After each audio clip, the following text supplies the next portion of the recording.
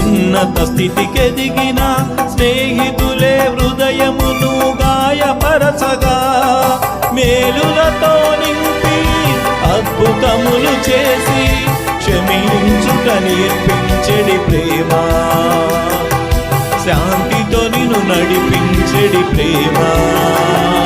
ప్రేమ ఇది యేసు ప్రేమ, ప్రేమ ఇది తండ్రి ప్రేమ, ప్రేమ ఇది ప్రాణమిచ్చిన ప్రేమ, కలువరి ప్రేమ.